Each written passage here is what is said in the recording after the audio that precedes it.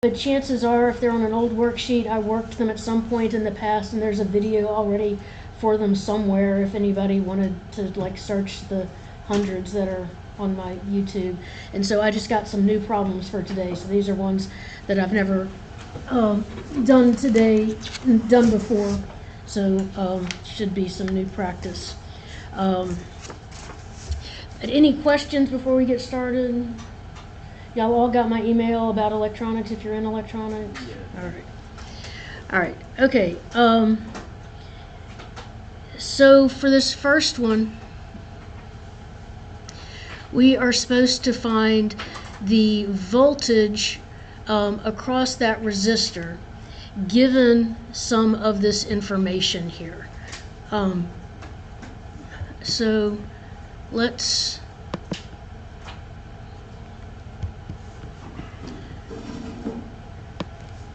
take this and figure out a way to solve this one.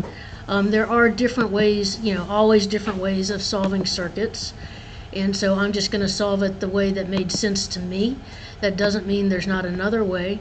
I try to avoid doing too many calculations because I just make mistakes with calculations. And so I tried to do as few of those as possible. Even so, when I was working this one, I spent like hours, well over an hour, because my answer didn't match up with the answer that I had from the website I got it from. And it was a little mistake at the very end. So, all right. So my go-to method for solving circuits is nodal analysis. It's what I like to do. If you wanted to do mesh would be, I guess you could do it, but there's really 3 meshes here, kind of, sort of. I don't know. I wouldn't do mesh on this one unless you combine the C1 and R2 and make that a single impedance, in which case you're fine. But I did nodal analysis, and I made this point V.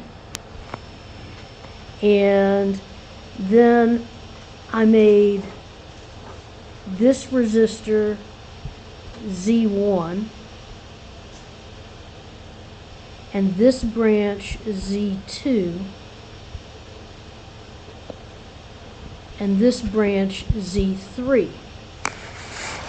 So then I can get the equation V minus VI over Z1 plus V minus 0 over Z2 plus V minus 0 over Z3 equals 0. And so that's the same as V over Z1 minus VI over Z1 plus V over Z2 plus V over Z3 equals 0. And I'm going to solve for V, because theoretically I can get Z1, Z2, and Z3, and VI is a given. I just have to do those calculations. V is what I'm looking for.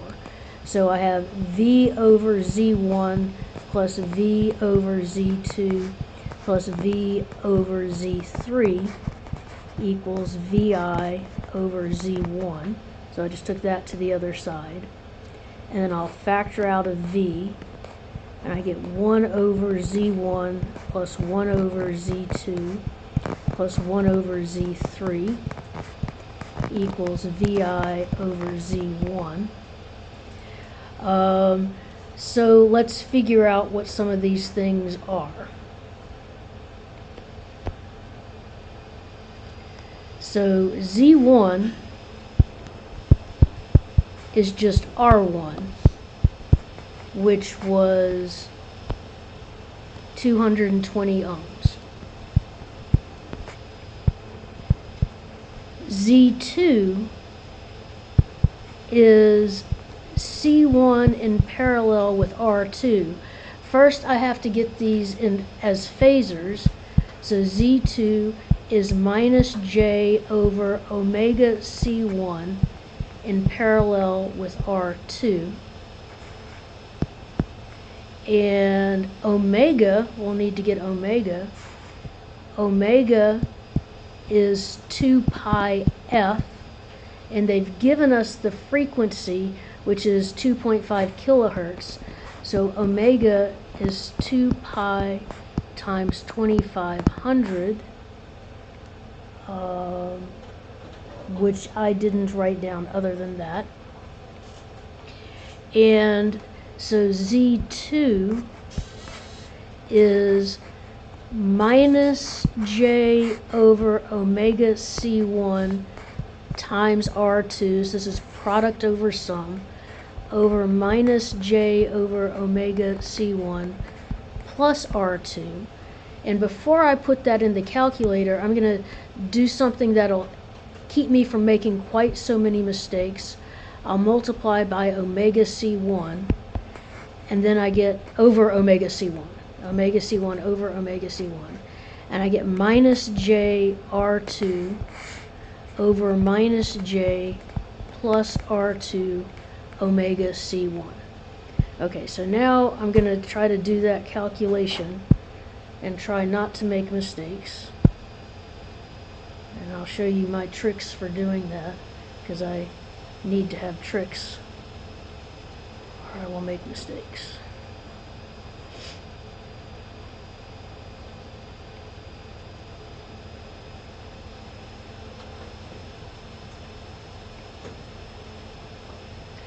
So no matter what calculator you have, it'll have some memory. If you have a TI-83 or 84, you've got variables. You can use A through Z as variables.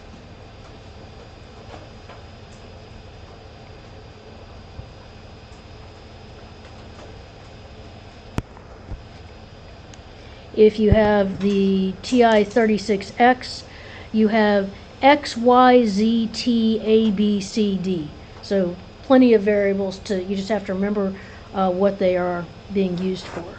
So I'm going to take 2 pi times 2500, and then the store button is right above the on. I'm going to store that into X. So I have X now is omega. And then I'm going to take C1 was 0.47 micro, so 0.47 EE -6, and I'll store that into Y. And I get to Y just by pressing that variable button twice. So Y is now C. And so then Z will be R1. So I'll put 220 store into Z. And now I don't have to worry as much about making mistakes, so I can do minus J R. Oh, it's supposed to be R2. See? Yep. I would make mistakes anyway. Okay, so an R2 was 2200. So 2200 store into Z.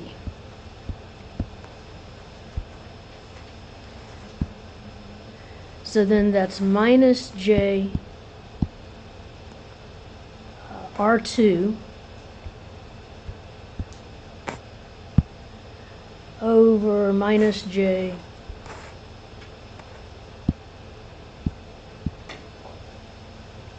plus R2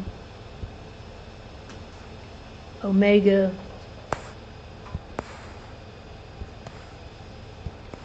times C1. And I get 8.3 minus J 134 something, and if I change that to polar, so second complex, and change to polar, I get that Z2 is 135.2 angle negative 86.5. So Z2 is 135.2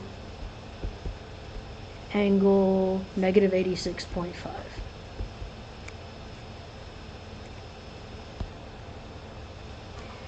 And then Z3, these are in series. That makes it a little easier.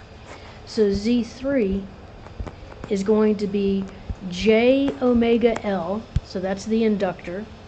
And then I have C2 minus J over omega C2 plus, and then the resistor is R3.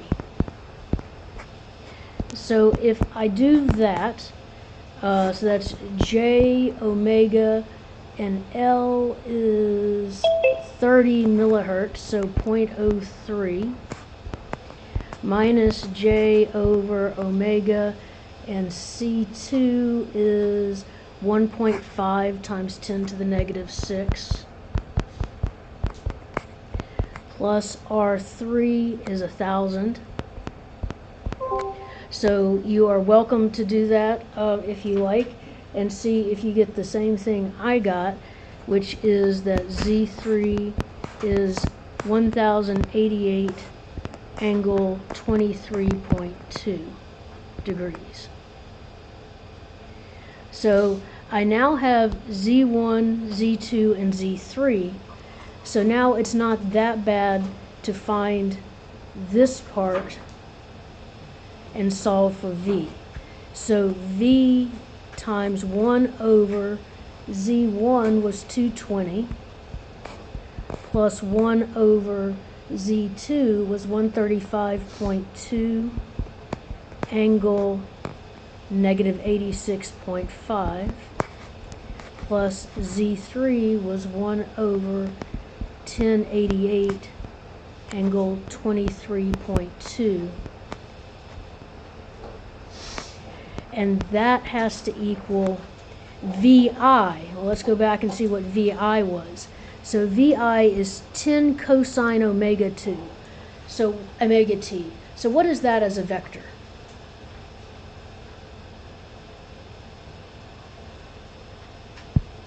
And I forgot to share my screen, so if someone came in on the Zoom, they weren't seeing anything.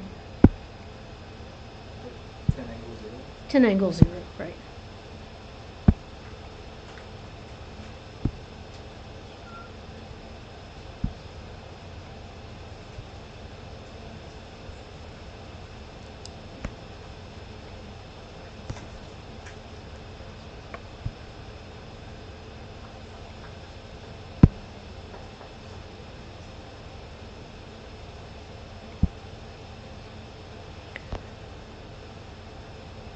Okay, so now I can do that. So I can take,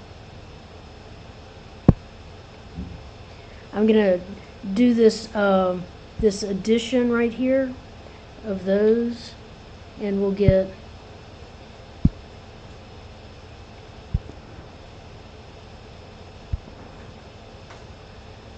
one over 220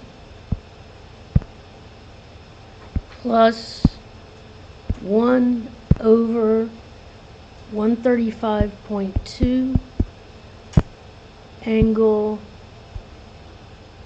negative 86.5 plus 1 over 1088 angle 23.2, and I get some number that I'm going to change to polar,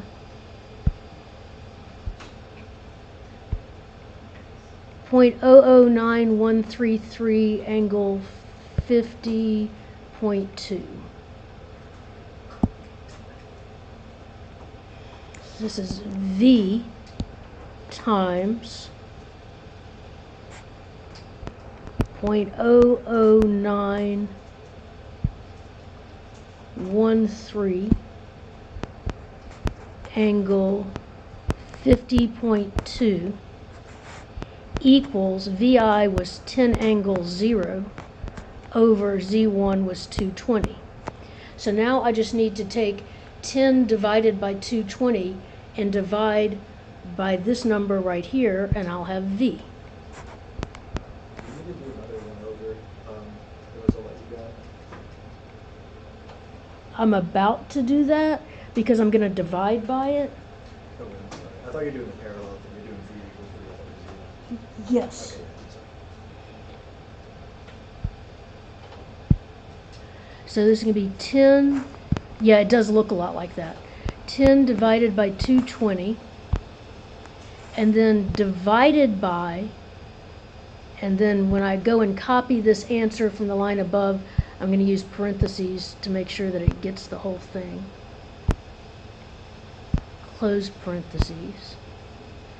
And I get 3.18 minus J 3.8, or in polar, I get that V is 4.97 angle negative 50.2.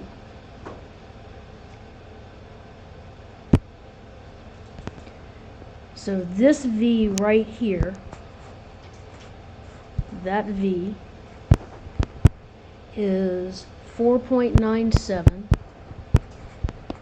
angle negative 50.22. So now I've got that. Let me go back and see what the problem's asking for. And the problem is asking for the voltage and current across this resistor. So does anybody want to suggest a way to find that? Yes. That's what I did. So voltage division would give me that the voltage that we're looking for is going to be our entire voltage, 4.97 angle negative 50.22, times the impedance of the part we're looking at, which is 1,000, over the total impedance, which we very cleverly had written down as 1088 angle 23.2. So we'll take our voltage times 1,000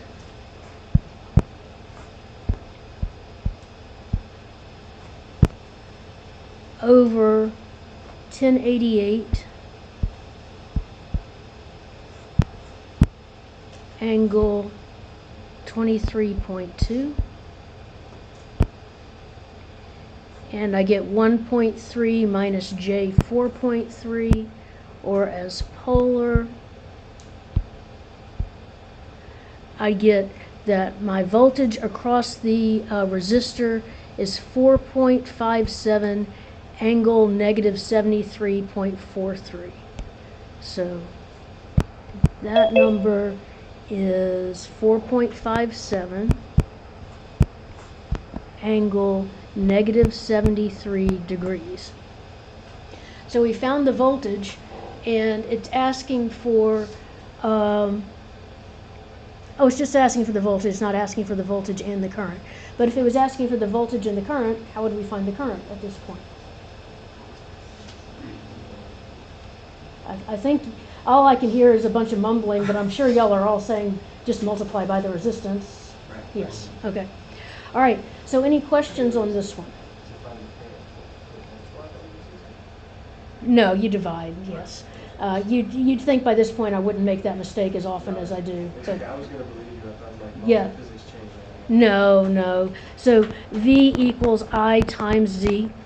And so to find the current, it'd be V over Z equals I. You'd think that I could do that without writing it down, but it's not even the first time I've made that mistake in an SI session this semester. So it's pretty sad, but true. Yes? I kind of have like a side question. Yes. For the exam, Yes.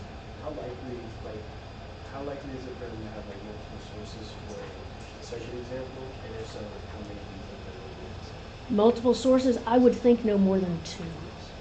That's just a guess. He doesn't usually have test problems these days in the modern time that involve extensive calculations. If you find yourself like going on and on and on, you might check is like, was there an easier way to do this? Do you mean by two, you mean like no more than two sources, or no more than two questions for multiple sources?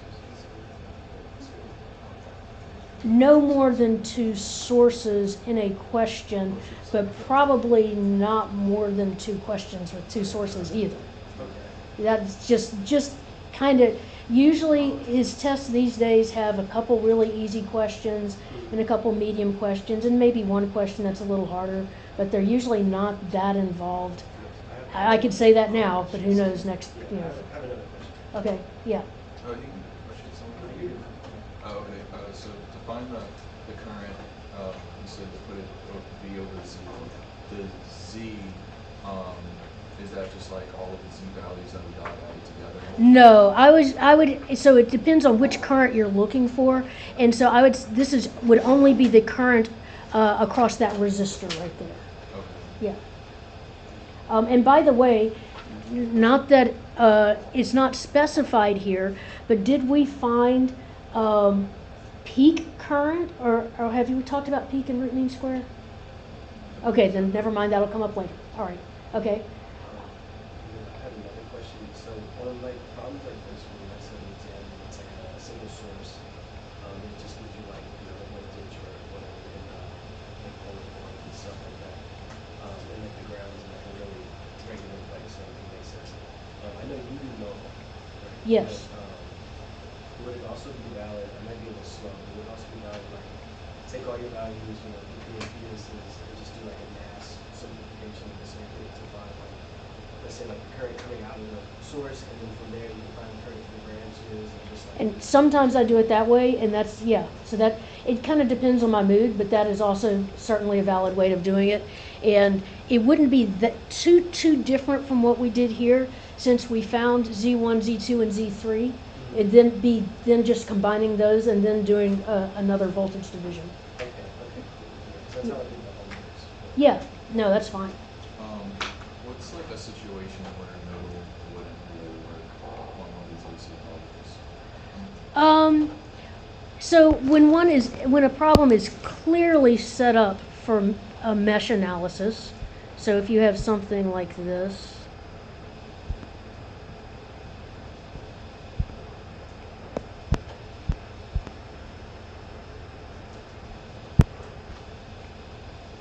I mean, you could still use nodal on that. So I guess I don't. I mean, that you could use nodal analysis on that. Let me see. Oh, I know. So here's an example.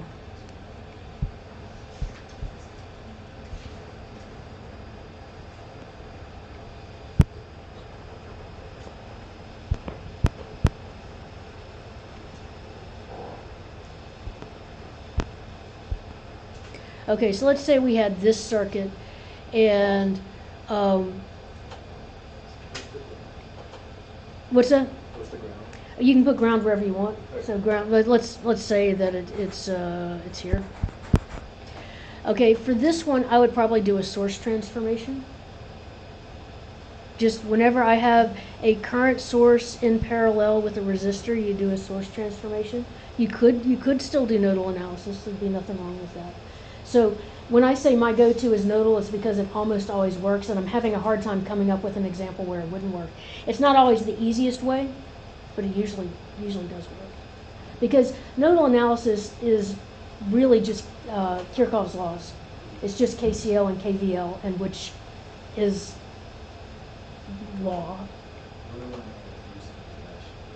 Well, you don't have to. Yeah. So if you did do nodal on that hypothetical one you drew right there, would Z1 just be that current source, Z2 the resistor, and Z3 the resistor? So this would not be a Z.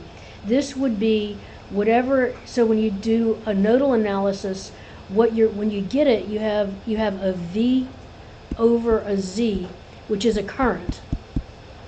And so the current source is going into the node, so it'd be negative whatever that is. So like, let's say the current source was given to be 10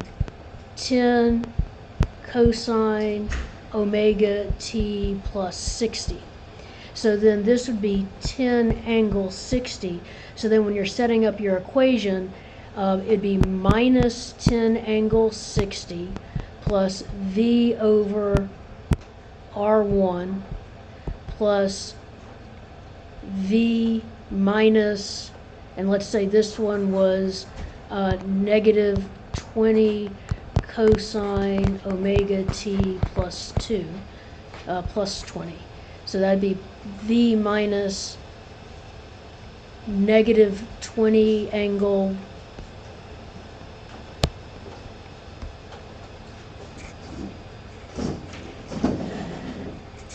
V minus negative 20 angle 20 over R2 minus J over omega C plus J omega L.